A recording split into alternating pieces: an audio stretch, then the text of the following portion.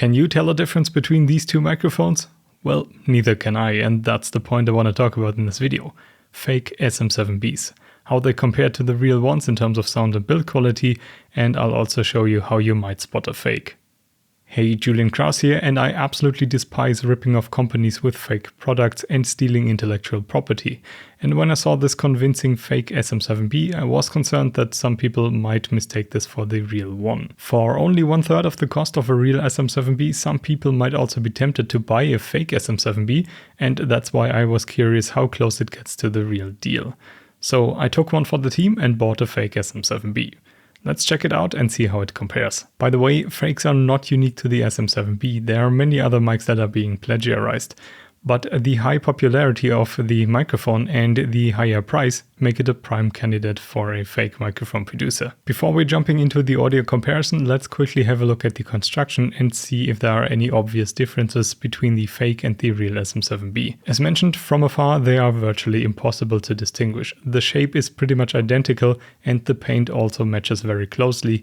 Even the weight is not too different. Being an all-metal build, the SM7B is quite a heavy microphone, and if yours is considerably lighter, then that might be the first indication that it is a fake mic. Some details are surprisingly close, like for example the same use of brass washers on the yoke.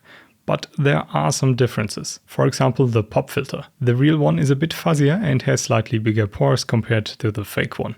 Although that's probably not something you can notice when you don't have a direct comparison. On the real one, the XLR connector has a slightly more rounded top, whereas on the fake one, it is a bit more squarish. The seals of the XLR cable can easily be pulled out on the fake SM7B, but that's not possible on the real one. The sticker surrounding the mic collar goes all the way around on the fake SM7B compared to my real one, where it is only on one side. And on the back, the printing of the logo is much more clear on the real one, especially the small trademark logo. That said, I also noticed that there are small differences even in real SM7Bs, simply depending on when and where they have been manufactured.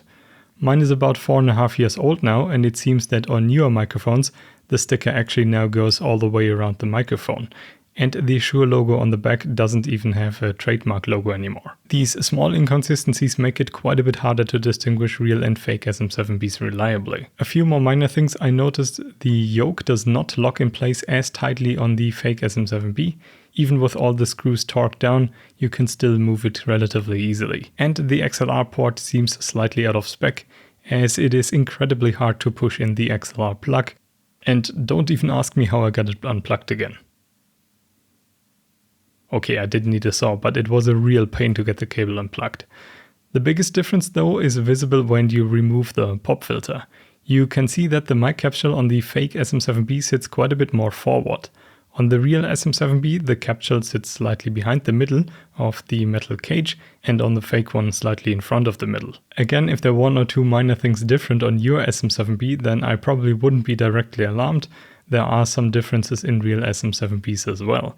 But if you see things like a more forward-sitting mic capsule, fuzzily printed Shure logos, easily removable cable seals, or any major deviations from the original, then there's a pretty good chance that it might be a fake. I know you've all waited for this, the audio comparison. So without further ado, I'll play you an audio sample which I simultaneously recorded with both microphones, and I will switch between the two so you can hear the difference.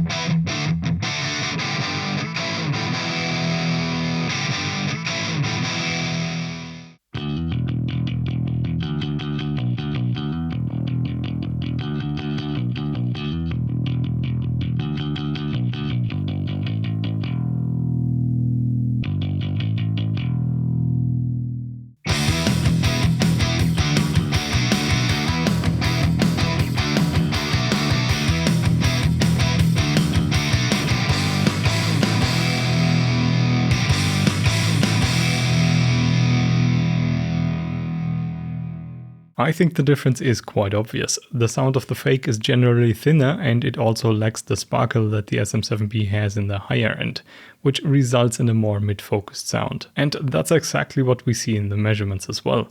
Here you can see the difference between the frequency response of both microphones. The roll-off in the low frequency area clearly shows that the fake microphone has considerably less bass than the SM7B.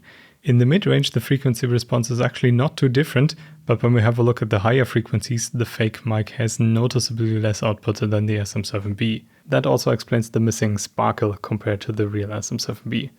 Overall, the sound of the fake mic is quite different and definitely does not sound like the real deal. On the original SM7B, you can also find two switches which shape the sound of the microphone with a high pass and a high frequency boost filter. The fake mic of course also has these functions and they also work as intended. Although again you can see that the filters do not match the original microphone.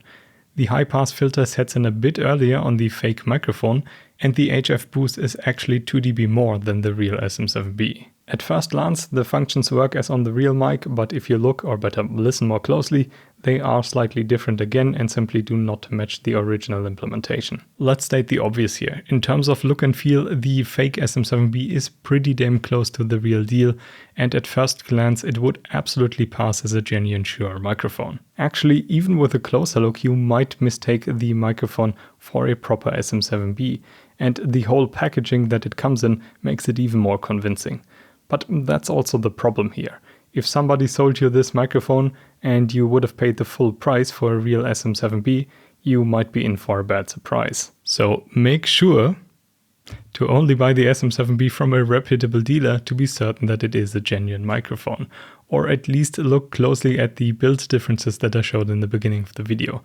But even then it can sometimes be impossible to tell apart a real and a fake mic, as they replicate the real mics so closely. If you're deliberately buying a fake SM7B, be warned that at least the one that I tested did not sound like the real one. And I would assume that many other fake SM7Bs sound different as well. So there's a very good chance that you might not get the true SM7B sound if that's what you're after. You have been warned. And fake microphones are of course not limited to the SM7B. I've seen fakes imitating microphones from companies like Neumann and Sennheiser and many more. I don't want to unnecessarily scare you here, but I think a bit of caution when buying microphones, especially expensive ones, can't hurt.